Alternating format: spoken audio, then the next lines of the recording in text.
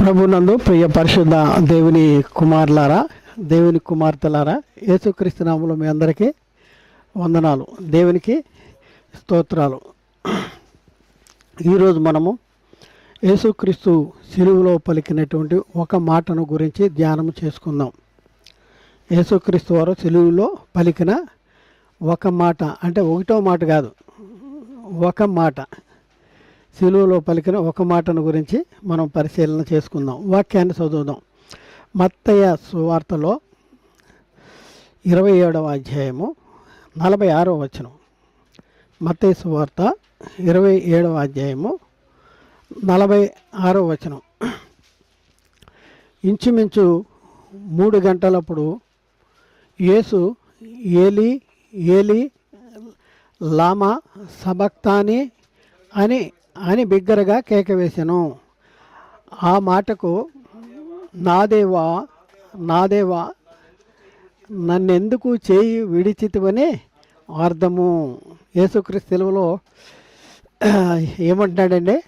నా దేవా నా దేవా నన్నెందుకు చేయి విడిచితివి అని చెప్తా ఉన్నాడు.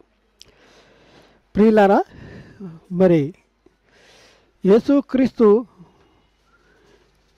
అంటున్న మాటను బట్టి తండ్రి క్రీస్తు చెయ్య విడిచాడు అనేసి మనకి చాలా స్పష్టంగా నా నా నా చెయ్యి ఎందుకు విడిచితివి అనేసి యేసుక్రీస్తు చెప్తున్నట్లుగా మనం అంటున్నట్టుగా మనం మనకి అర్థమవుతుంది. అయితే మనం గమనించవలసిన విషయం ఏంటంటే, యేసుక్రీస్తు చెయ్య తండ్రి ఎందుకు విడిచాడు, ఎందుకు విడవలసి వచ్చింది, ఎవరి కోసం విడవలసి వచ్చింది, అసలు క్రీస్తు సిలువలో ఉన్నటువంటి పరమార్థం ఏంటి, యేసుక్రీస్తు ఈ లోకానికి రావాల్సిన అవసరం ఎందుకు వచ్చింది, ఈ లోకంలో ఆయన సిలువలో బలియాగం కావాల్సిన అవసరం ఎందుకు వచ్చింది జరిగింది అంటే యేసుక్రీస్తు సిలువ యొక్క ప్రాధాన్యత ఏంటి అనేసి మనం తెలుసుకోవాల్సిన అవసరం ఉంది. యేసుక్రీస్తు సిలువలో పలికిన ఈ మాట మనం మరొకసారి జ్ఞాపకం చేసుకుంటే, యేసుక్రీస్తు మరి సిలువలో తండ్రితో మాట్లాడుతూ ఉన్నాడు. ఏంటంటే, నా దేవా నా దేవా నన్నెందుకు చేయి విడిచితివి, ఏలి ఏలి ఏలి ఏలి లామా సబక్తాని అని బిగ్గరగా కేక వేశాడు. దానికి అర్థం ఏంటంటే, నా దేవా నా దేవా నన్నేలా చేయి విడిచితివి అంటే, దేవుడు యేసుక్రీస్తుని చేయి విడిచిన ఒక ప్రత్యేకమైనటువంటి సమయం ఏదంటే యేసుక్రీస్తు సిలువలో ఉన్నప్పుడు మాత్రమే. ఎందుకు విడిచాడు, ఎందుకు విడవలసి వచ్చింది ఒకసారి జ్ఞాపకం చేసుకోవాల్సింది. ఎవరి కోసం విడిచాడు? ఒకవేళ యేసుక్రీస్తు ఆ పరిస్థితుల్లో విడవకపోతే, మరి మనకి రక్షణ వచ్చేదా, మన పాపాలు క్షమించబడేయా, మనకి నిత్యజీవం అనేది వచ్చేదా? ఒకసారి మనం పరిశీలన చేసుకోవాల్సిన అవసరం ఉంది. ప్రియులారా, ఎందుకు చేయి విడిచాడు? దేవుడంట తన సొంత కుమారుడికి యొక్క చెయ్యిని విడిచాడు. ఎందుకు విడిచాడు? తప్పు చేశాడా, నేరం చేశాడా, అపరాధం చేశాడా? మనం చాలామంది అంటాం, నా కొడుకు అంటానికి కూడా నేను అనరా, పోరా పో అనేసి ఏమంటారు, ఇట్లా కొంతమందిని నేను ఫలానా అన్నో, నువ్వు నాకు లేవు, నాకు పుట్టలేదు, లేకపోతే నాకు కాదు అనేసి వాళ్ళని మనం దూరం చేసుకుంటూ ఉంటాం, విడిచిపెడతా ఉంటాం. కానీ యేసుక్రీస్తు విషయంలో మనం ఒకసారి పరిశీలన చేస్తే, ఎందుకు యేసుక్రీస్తుని దేవుడు చేయి విడిచాడు, ఎవరి కోసం విడిచాడు, ఎందుకోసం విడిచాడు ఒక్కసారి ఆలోచన చేయండి. ఆ చెయ్యి విడవటంలో దేవుని యొక్క ప్రేమ, దేవుని యొక్క కనికరము, దేవుని యొక్క కృప, మరి దేవుని యొక్క కృపా వాత్సల్యము ఎంత ఉంది ఒకసారి ఆలోచన చేయండి. మన విషయంలో దేవుని యొక్క కృపా వాత్సల్యం ఎంత ఉందో ఒకసారి పరిశీలన చేస్తే నిజంగా అద్భుతం అన్నమాట. చేయి విడిచాడంటే ఎందుకు విడవలసింది? ఆ గడియలో, ఆ క్షణములో క్రీస్తు చేయి విడవకపోతే అక్కడ రక్షణ జరిగేది కాదు, మనకి పాప విమోచన జరిగేది కాదు. ఇప్పుడు వరకు మనం చూసుకున్నాం కదా, సిలువ యొక్క ప్రాధాన్యతల గురించి తెలుసుకున్నాం కదా. ఈ ప్రాధాన్యతలన్నీ ఉండేవి కాదు, ఈ మహిమను మనం పొందుకునే వాళ్ళం కాదు, దేవునితో సమాధాన స్థితి కలిగేది కాదు. సిలువలోనే పాప క్షమాపణ, సిలువలోనే విమోచన, సిలువలోనే నిత్య జీవము, సిలువను గూర్చిన వార్త నశించు వారికి వెరితనము, రక్షించబడుతున్న మనకి దేవుని శక్తి అనేసి అక్కడ రాయబడింది. ప్రియులారా, ఒకసారి ఆలోచించేయండి. అయితే యేసుక్రీస్తు చెయ్య ఎందుకు విడవలసి వచ్చిందంటే నీ కోసము, నా కోసము, మనము మన అపరాధముల చేత, పాపముల చేత చనిపోయి ఉన్నటువంటి వారి కోసము. మరి యేసుక్రీస్తు అన్నీ దేవుడు ఆ క్షణంలో విడవలసి నా అవసరం ఉన్నది. ఒక సమయంలో ప్రియులారా, యేసుక్రీస్తు అంటున్న మాటను మనం ఒకసారి పరిశీలన చేస్తే, యేసుక్రీస్తు కోసము తండ్రి ఎలాంటి సంరక్షణ, ఎలాంటి కాపుదలను ఏర్పాటు చేశాడు అనేసి యేసుక్రీస్తు జ్ఞాపకం చేసినటువంటి మాటలను మనం ఒకసారి పరిశీలన చేద్దాం. యేసుక్రీస్తు ఇట్లా ఒక మాట మాట్లాడితే, క్రీస్తు రక్షణ కోసము అంటే సంరక్షణ కోసము దేవుడే ఎలాంటి స్థితిని ఏర్పాటు చేశాడు అనేది ఇక్కడ మనం చూస్తూ ఉన్నాం. మత్తయి సువార్త 26వ అధ్యాయము, మత్తయి సువార్త 26వ అధ్యాయము 51వ వచనం నుండి 54వ వచనం వరకు మనం చదివితే ప్రియులారా, మరి ఇక్కడ అద్భుతమైన సంగతి, మరి దేవుడు క్రీస్తు విషయంలో ఆయన జరిగించినటువంటి, ఆయన ఏర్పాటు చేసినటువంటి స్థితిని మనం చూస్తూ ఉన్నాం. ఆయన కాపుదల, ఆయన రక్షణ గురించి ఏర్పాటు చేసిన అక్కడ 51వ వచనం, ఇదిగో యేసుతో కూడా ఉన్నవారిలో ఒకడు చెయ్యి చాచి కత్తి దూసి ప్రధాన యాజకుని దాసుని కొట్టి వాని చెవి తెగనరికెను. యేసు, నీ కత్తి తిరిగి వరలో పెట్టుము, కత్తి పట్టుకున్న వారందరూ కత్తి చేతనే నశించుదురు. ఈ సమయమున చూడండి, అద్భుతమైన మాట రాయబడింది. ఈ సమయమున నేను నా తండ్రిని వేడుకొనలేననియు, వేడుకొనిన ఎడల ఆయన 12 సేనా వ్యూహముల కంటే ఎక్కువ మంది దూతలను ఇప్పుడే నాకు పంపడని నీవనుకొనుచున్నావా? నేను వేడుకొనిన ఎడల ఈలాగు జరగవలనని లేఖనము ఎలాగూ నెరవేరినని అతనితో చెప్పాను. చూడండి, యేసుక్రీస్తు కేవలం ఒక మాట మాట్లాడితే చాలు, ఈ సమయమున నేను తండ్రిని వేడుకొనలేను, అయితే వేడుకొనిన ఎడల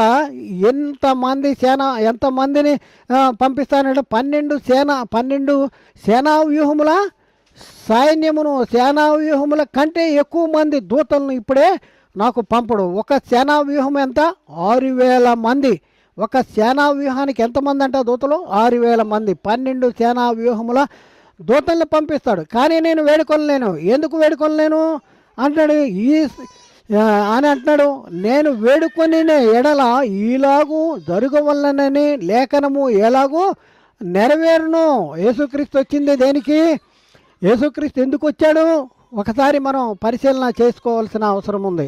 ప్రియులారా, ఒకసారి ఆలోచన చేయండి. యేసుక్రీస్తు ఎందుకు వచ్చాడంటే దేవుని యొక్క భవిష్యత్ జ్ఞానాన్ని బట్టి యేసుక్రీస్తు లోకానికి వచ్చాడు. దేవుని యొక్క అనాది సంకల్పాన్ని బట్టి యేసుక్రీస్తు లోకానికి వచ్చాడు. జగత్తు పునాది వేయబడక మునుపు దేవుడు సంకల్పించిన సంకల్పాన్ని నెరవేర్చడానికి యేసుక్రీస్తు వచ్చాడు. అలాగే మనం పరిశీలన చేస్తే దేవుడు మరి ప్రవక్తల ద్వారా ప్రవచింపచేసినటువంటి లేఖనాల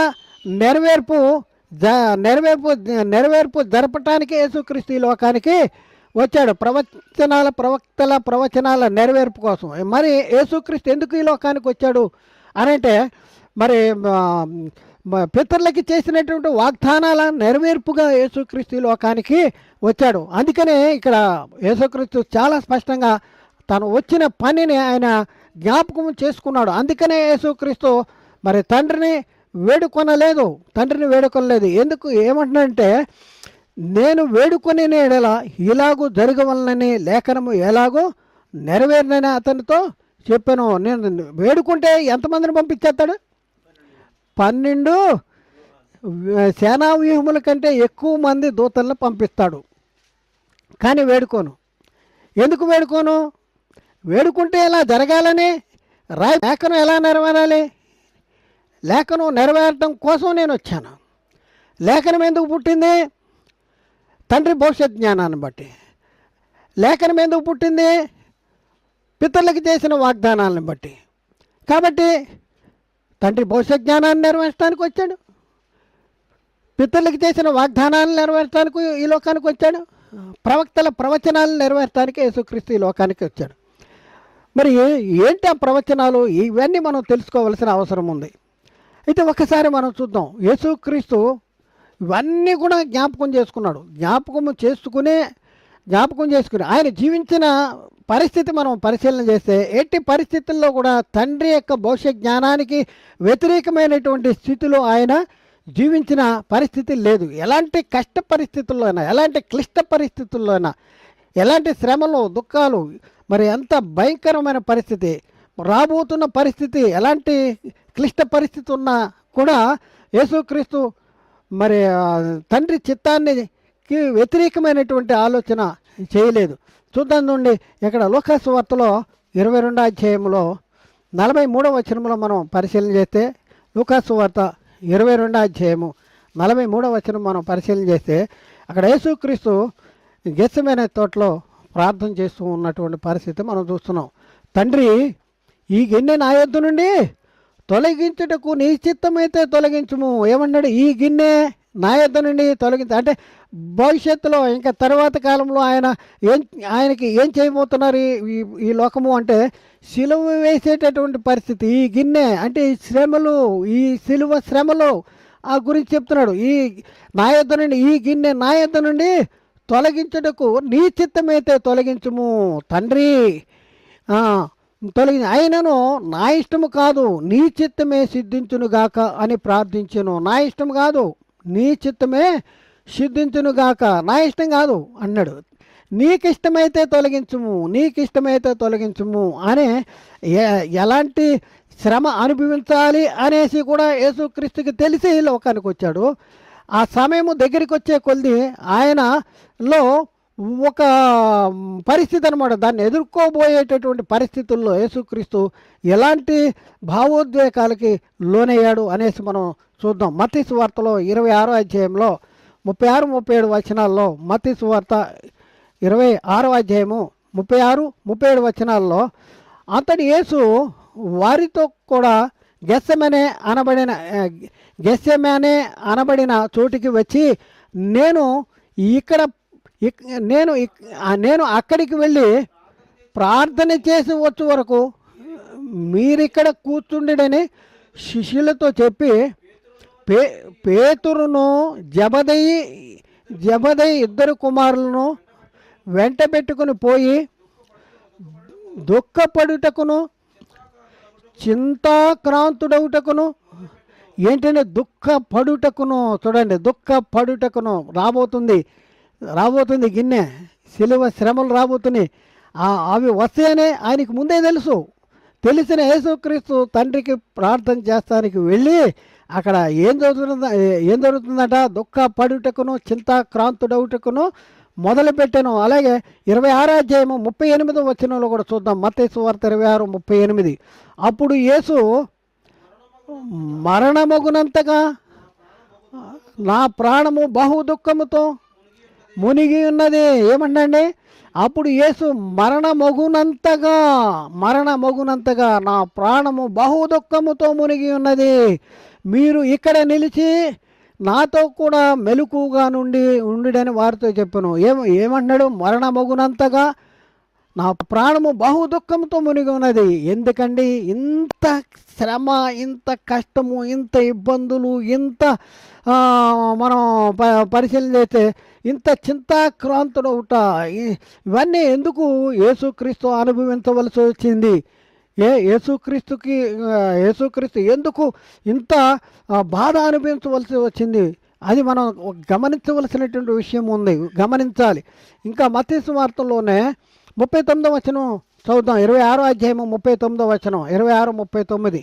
కొంత దూరం వెళ్ళి సాగిలపడి, నా తండ్రి సాధ్యమైతే ఈ గిన్నె నా యొద్ద నుండి తొలగిపోనిమ్ము, ఆయనను నా ఇష్ట ప్రకారము కాదు నీ చిత్త ప్రకారమే కానిమ్మని ప్రార్థించను. చూడండి ఎలాంటి ప్రార్థన చేస్తున్నాడో. నా తండ్రి సాధ్యమైతే ఈ గిన్నె నా యొద్ద నుండి తొలగిపోని, ఆయన నా ఇష్టము కాదు నీ చిత్త ప్రకారమే కానిము అనేసి యేసుక్రీస్తు ప్రార్థన చేస్తున్నాడు. అసలు వేడుకుంటే ఎంతమందిని పంపిస్తాడంట? నా తండ్రిని వేడుకొన లేననియు, వేడుకుంటే 12 సేనా వ్యూహముల కంటే ఎక్కువ మంది దూతల్ని ఆయన పంపడని నువ్వు అనుకొనుచున్నావా అంటే, అంత కాపుదల, అంత భద్రత దేవుడు యేసుక్రీస్తుకి ఇచ్చాడు. కానీ అదే సమయంలో యేసుక్రీస్తు చెయ్యి విడిచేటటువంటి పరిస్థితి కూడా ఉంది అనేసి యేసుక్రీస్తుకి తెలుసు, దేవుడికి తెలుసు. ఆ సమయం దగ్గరికి వచ్చేటప్పటికల్లా యేసుక్రీస్తు మరణమగునంతగా మరి ఆయన మరణమగునంతగా ఆయన మరి దుఃఖించినటువంటి పరిస్థితి మనం చూస్తూ ఉన్నాం. మరొక వచనాన్ని మనం చూద్దాం ప్రియులారా. మార్కు సువార్తలో, మార్కు సువార్త 14వ అధ్యాయంలో 32 నుంచి 36 వచనము మనం చదివితే, 32 నుంచి 36 వచనం చదివితే, వారు గెస్సమే అనబడిన చోటికి వచ్చినప్పుడు ఆయన నేను ప్రార్థన చేసి వచ్చు వరకు మీరిక్కడ కూర్చుండుడని తన శిష్యులతో చెప్పి పేతురును, యాకోబును, యోహాన్ను వెంట పెట్టుకుని పోయి మిగుల విభ్రాంతి నొందుటకును చింతాక్రాంతుడవుటకును ఆరంభించెను. మిగుల విభ్రాంతి నొందుటకును చింతాక్రాంతుడవుటకును ఆరంభించెను. చింతాక్రాంతుడు. 34వ వచనం. అప్పుడు ఆయన నా ప్రాణము మరణమొగునంతగా దుఃఖముతో మునిగి ఉన్నది. చూడండి, ఎవరి కోసం? యేసుక్రీస్తు ఇంత ప్రాణము దుఃఖముతో, మరణమొగినంతగా దుఃఖంతో మునిగి ఉన్నది అనే సంగతి, మరి అలాంటి సిచ్యువేషన్, అలాంటి పరిస్థితి యేసుక్రీస్తు ఎందుకు అనుభవించవలసి వచ్చింది అని మీరు ఇక్కడ ఉండుడే అంటున్నాడు. వాళ్ళతో మెలకువగా నుండి వారితో చెప్పాను. 35వ వచనంలో 14:35 కొంత దూరం వెళ్ళి సాగిపోయి నేల మీద పడి సాధ్యమైతే ఆ గడియ తన యొద్ద నుండి తొలగిపోవాలని ప్రార్థించుచు నాయనా తండ్రి. 36వ వచనం. నాయనా తండ్రి ఏంటంటున్నాడు? అబ్బా, ఏం మాట! అలాంటి పరిస్థితుల్లో కూడా ఏమంటాడు? నీకు సమస్తము సాధ్యం. 2 మాటలు అంటాడు. నీకు సమస్తము సాధ్యము, నీ చిత్తమైతే అంటాడు. నీకు సమస్తము సాధ్యమే కానీ నీ చిత్తమైతే అంటున్నాడు మళ్ళీ. నాయనా తండ్రి నీకు సమస్తము సాధ్యము, ఈ గిన్నె నా యొద్ద నుండి తొలగించుము, ఆయనను నా ఇష్ట ప్రకారము కాదు నీ చిత్త ప్రకారమే కానిమ్ము అనేసి యేసుక్రీస్తు మరి తండ్రికి ప్రార్థన చేస్తూ ఉన్నాడు. ఒకసారి ఆలోచన చేయండి. నా తండ్రి నీవేళ నా చెయ్యి విడిచితివి, నీవేళ నా చెయ్యి విడిచితివి అంటే చెయ్యి విడిచే పరిస్థితి వస్తుందని కూడా యేసుక్రీస్తుకి తెలుసా లేదా? తెలుసు. తెలిసినా కూడా నా ఇష్టము కాదు నీ చిత్తమే నా యందు సిద్ధించునుగాక అన్నాడు. అసలు ఒకసారి మనం పరిశీలన చేస్తే ప్రియులారా, యేసుక్రీస్తు మరణం అనేది ఒకసారి మనం చూస్తే, యేసుక్రీస్తు మరణము తండ్రి యొక్క భవిష్యత్ జ్ఞానము. అనుకోకుండా వీళ్ళు సిలువ వేసేశారు, అనుకోకుండా వీళ్ళు ఏదో చేశారు అనేది కాదు. యూదులు ఏదో వాళ్ళ బలంతో లేకపోతే వాళ్ళ శక్తితోనో వాళ్ళు సిలువ వేశారని కాదు. అసలు యేసుక్రీస్తు ఈ లోకానికి వచ్చిందే సిలువ వేయబట్టడానికి, ఈ లోకానికి వచ్చిందే సిలువ వేయబట్టడానికి. అసలు యేసుక్రీస్తు సిలువ మరణం అంట తండ్రి భవిష్యత్ జ్ఞానము. అపోస్తల కార్యాల్లో 2వ అధ్యాయము 23వ వచనంలో, అపోస్తల కార్యాలు 2వ అధ్యాయము 23వ వచనంలో, దేవుడు నిశ్చయించిన సంకల్పమును ఆయన భవిష్యత్ జ్ఞానమును అనుసరించి అప్పగింపబడిన ఈయనను మీరు దుష్టిని చేత సిలువ వేయించి చంపితిరి. మరణము ఆయనను బంధించుట అసాధ్యము గనక దేవుడు మరణ వేదనను తొలగించి ఆయనను లేపెను. దేవుడు నిశ్చయించిన సంకల్పమును ఆయన భవిష్యత్ జ్ఞానమును అనుసరించి అప్పగించిన ఈయనను అంటాడు. దేవుని భవిష్యత్ జ్ఞానము, యేసుక్రీస్తు లోకానికి రావటము, సిలువ మరణము పొందటము అనేది దేవుని యొక్క భవిష్యత్ జ్ఞానము. ఇవన్నీ కూడా ముందుగానే నిర్ణయించబడినవి యేసుక్రీస్తుకు కూడా తెలుసు. ఈ లోకానికి రాకముందే తెలుసు యేసుక్రీస్తుకి ఈ లోకానికి వచ్చి ఏం చేయాలో, ఆయన జీవితంలో యేసుక్రీస్తుకి ఏం జరుగుతుందో కూడా యేసుక్రీస్తుకి ముందుగానే తెలుసు. అపోస్తల కార్యము 4:27 కానీ 28 వరకు మనం ఒకసారి పరిశీలన చేస్తే, ఏవి జరగవలెనని నీ హస్తమును నీ సంకల్పమును ముందుగా నిర్ణయించెనో వాటన్నింటినీ చేయుటకై నీవు అభిషేకించిన నీ పరిశుద్ధ సేవకుడైన యేసుకు విరోధముగా అంటాడు. అంటే యేసు ఎవరు అంటే ఏవి జరగవలనని నీ హస్తము అంటే నీ హస్తం అంటే పరిశుద్ధాత్ముడు నీ సంకల్పమును ముందుగా నిర్ణయించెను వాటన్నింటినీ చేయుటకై నీవు నువ్వు నిర్ణయించిన వాటిని చేయటానికి వచ్చిన వాడే ఎవరంటే యేసుక్రీస్తు. ఆయన భవిష్యత్ జ్ఞానము, తండ్రి యొక్క భవిష్యత్ జ్ఞానము ఎవరు అంటే తండ్రి యొక్క భవిష్యత్ జ్ఞానాన్ని బట్టి ఈ లోకానికి వచ్చింది ఎవరంటే యేసుక్రీస్తు. అంత మాత్రమే కాదు కానీ క్రీస్తు మరణం అనేది ప్రవచన సారము. ముందుగానే క్రీస్తు మరణాన్ని గురించి ప్రవక్తల ద్వారా ప్రవచింపజేసేసాడు, తెలియపరిచేశాడు, బయలుపరిచేశాడు. యేసుక్రీస్తు మరణాన్ని గురించి బయలుపరిచేశాడు. చూద్దాం నుండి లూకాసు వార్తలో 18:31-33 మనం చదివితే, లూకాసు వార్త 18:31-33 ఆయన 12 మంది శిష్యులను పిలిచి, ఇదిగో యెరూషలేమునకు వెళుతున్నాము, మనిషి కుమారుని గూర్చి ప్రవక్తల చేత వ్రాయబడిన మాటలన్నీను నెరవేర్చబడును, ఆయన అన్యజనులకు అప్పగింపబడును, వారు ఆయనను అపహసించి అవమానపరిచి ఆయన మీద ఉమ్మివేసి ఆయనను కొరడాలతో కొట్టి చంపుదురు, 3వ దినమున ఆయన మరల లేచునని చెప్పాను. చూడండి, యేసుక్రీస్తు మరణం అనేది ప్రవచన సారము, ప్రవచనాల నెరవేర్పే క్రీస్తు శిలువ మరణము, ఆయన పునరుద్ధానము. అందుకనే ముందే యేసుక్రీస్తు ముందే చెప్తా ఉన్నాడు. మరి ముఖ్యంగా మనం పరిశీలన చేస్తే యేసుక్రీస్తు శిలువ మరణం అనేది తండ్రి యొక్క అభీష్టము అంటండి.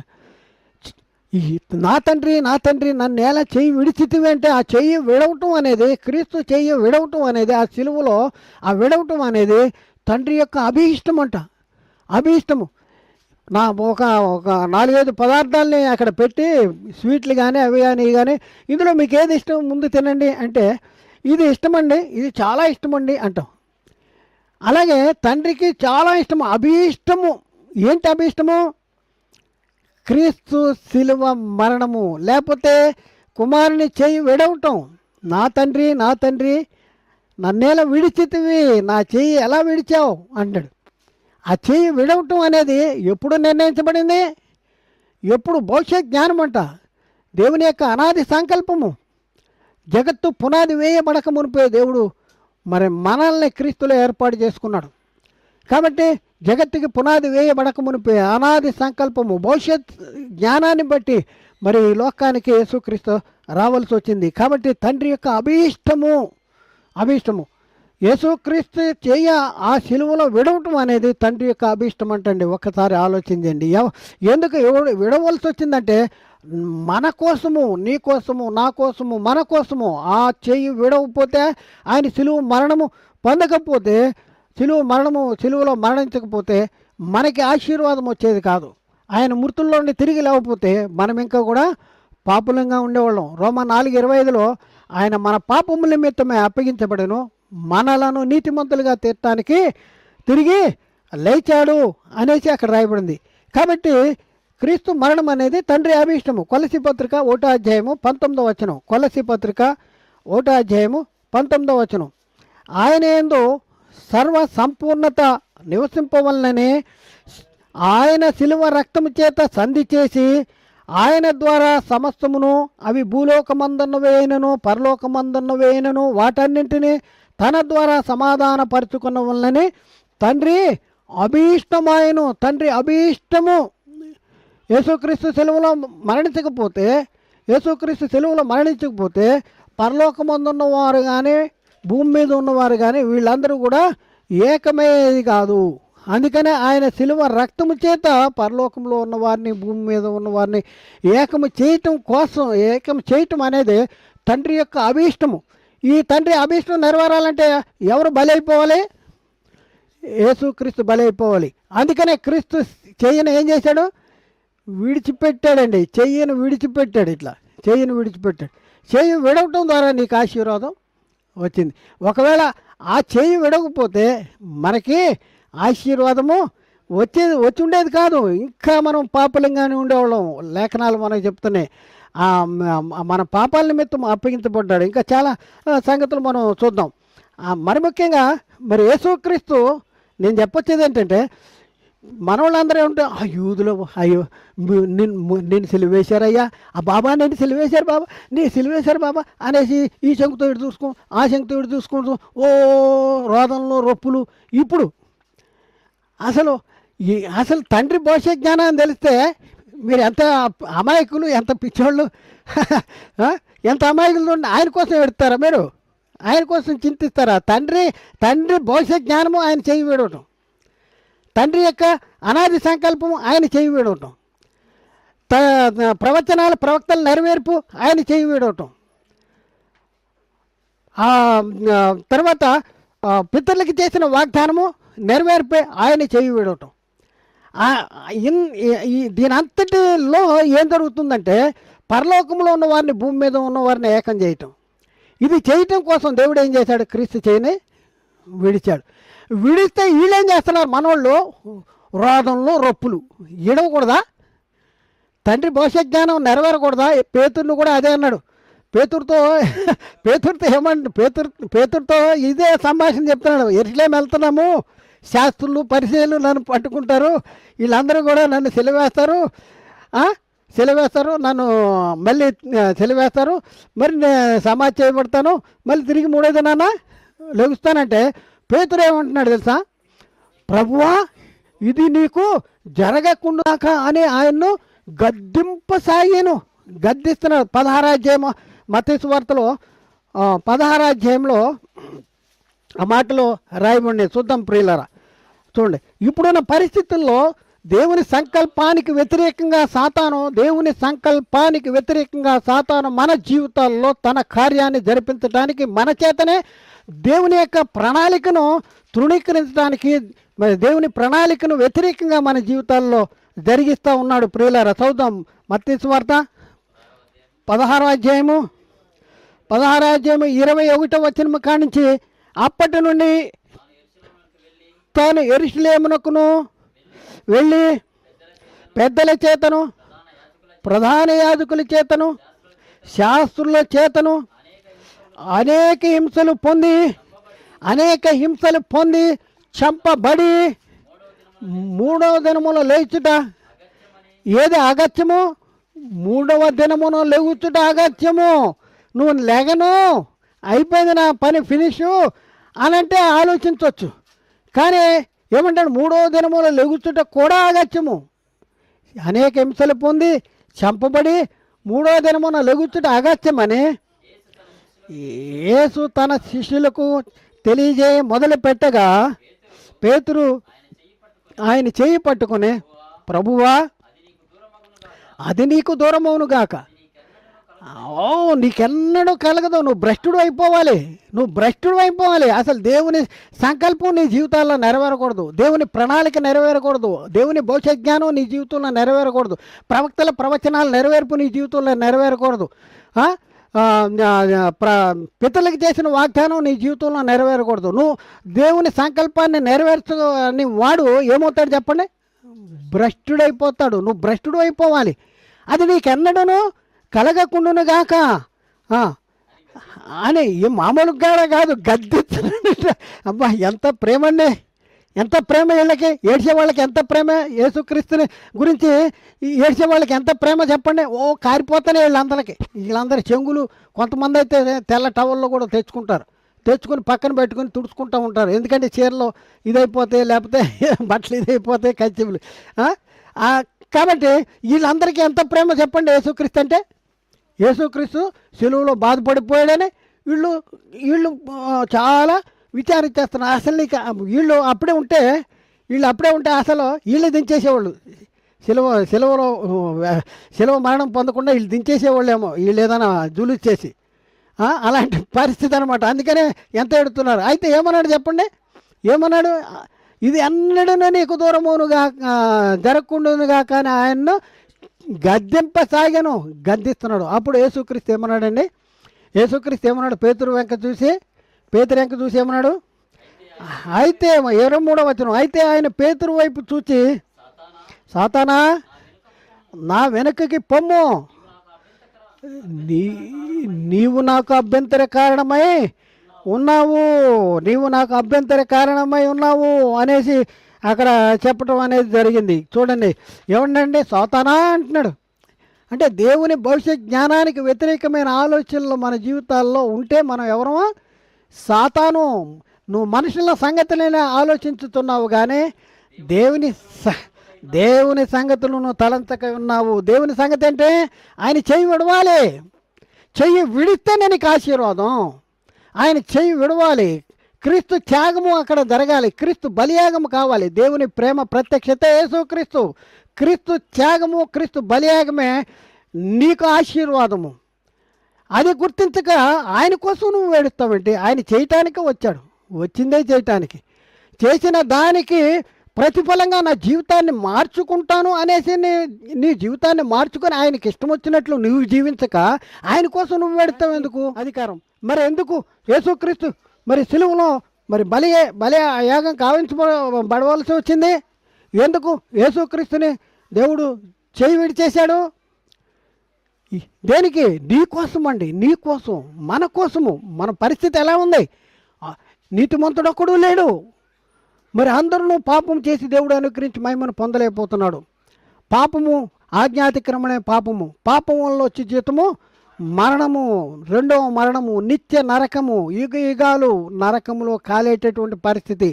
చూడండి, మన కోసము తన సొంత కుమారుని ఈ లోకానికి పాప శరీరాకారంతో పంపి ఆయన శరీరం ముందు మన పాపాలకి శిక్ష విధించెను. అందుకనే మనం పరిశీలన చేస్తే మరి యేసుక్రీస్తుకున్నటువంటి పరిస్థితి మనం ఒకసారి ఆలోచిస్తే, ఒక్క మాట మాట్లాడితే చాలు, 12 సేనా వ్యూహాల సైన్యాలను పంపించగలిగినటువంటి వాడు నా తండ్రి, సామాన్యుడు కాదు అని చెప్పుకుంటా, తండ్రి సాధ్యమైతే ఈ గిన్నె నా యొద్ద నుండి తొలగించుము, ఆయన నా ఇష్టము కాదు నీ చిత్తమే నాయందు సిద్ధించును గాక.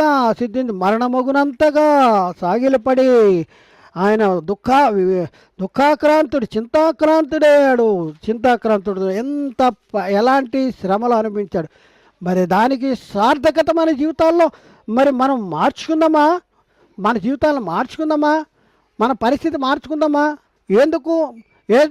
యేసుక్రీస్తు యొక్క ఆ జీవితాన్ని మనం ఆ జీవితంలో ఆయన నడిచిన, ఆయన మాట్లాడిన, ఆయన ప్రవర్తించినటువంటి ప్రతి సందర్భము మనకి ఎలా ఉంచిపోయాడంట?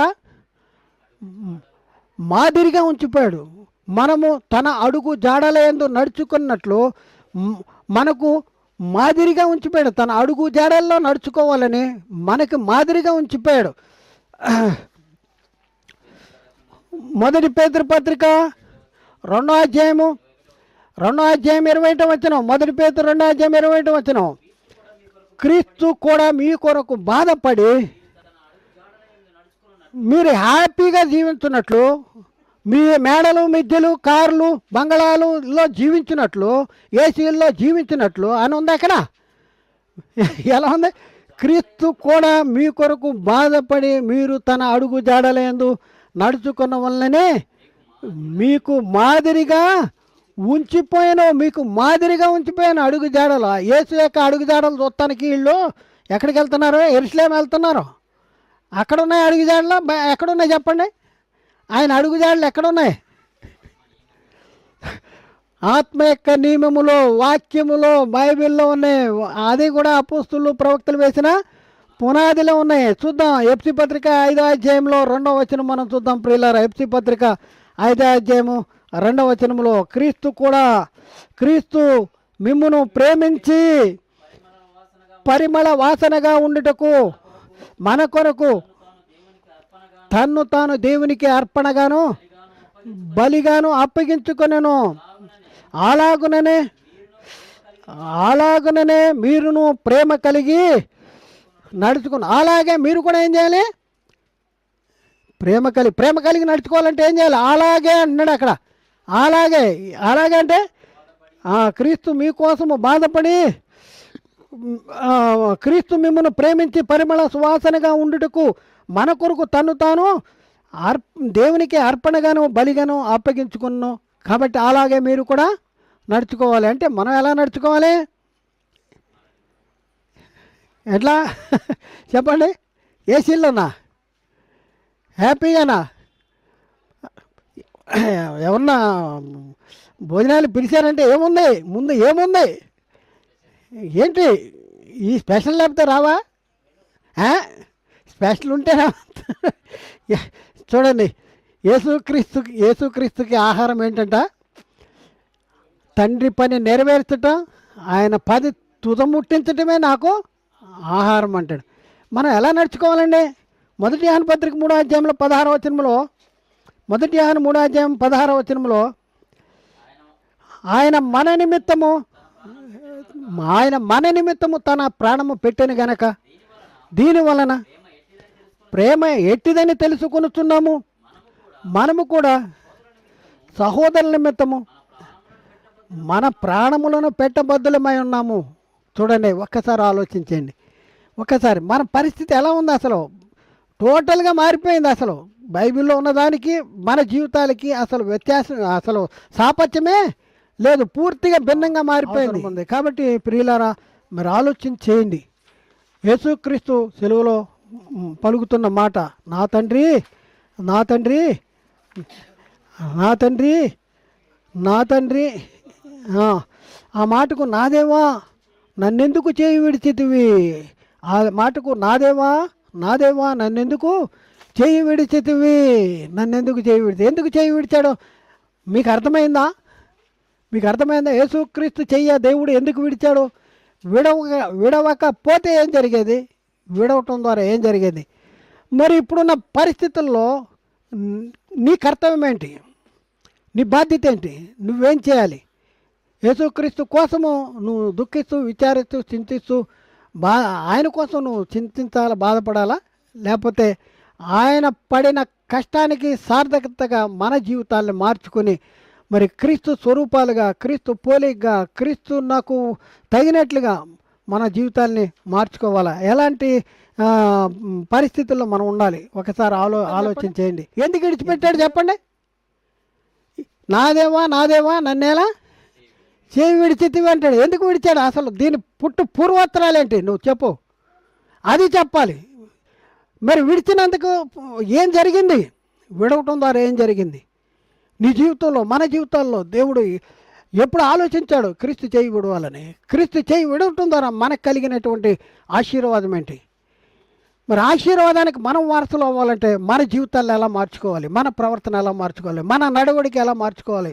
మనం ఎలా జీవించాలి? ఇది మనం తెలుసుకోవాలి.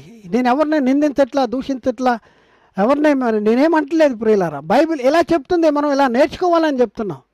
సంఘపరంగా, సంస్థపరంగా, వ్యక్తిపరంగా ఎవరిని దూషించట్లా, ద్వేషించట్లా. మీరు నాకంటే ఎక్కువ జ్ఞానవంతులు, పండితులు, తెలివిగల వాళ్ళు, మరి అనుభవజ్ఞులు. కానీ సాతాను ఏం చేస్తున్నాడు? మన డైవర్ట్ చేస్తుంది. మనకున్న జ్ఞానాన్ని లోక జ్ఞాన ప్రకారము మన డైవర్ట్ చేస్తున్నాడు. కాబట్టి మనం ఆలోచించండి, సత్యాన్ని గ్రహిద్దాం, సత్యానికి లోబడదాం, సత్యానికి అనుసారంగా మనం జీవితాన్ని కొనసాగిద్దాం. అలా కొనసాగితే, ఎందుకంటే ప్రభువా ప్రభువా ప్రభువా ప్రభువా అని ప్రతివాడు పరలోక రాజ్యము ప్రవేశింపుడు, కానీ ప్రభు చిత్త ప్రకారం జరిగించేవాడే పరలోకంలో ప్రవేశిస్తాడు. నా తండ్రి చిత్త ప్రకారం జరిగించాలి.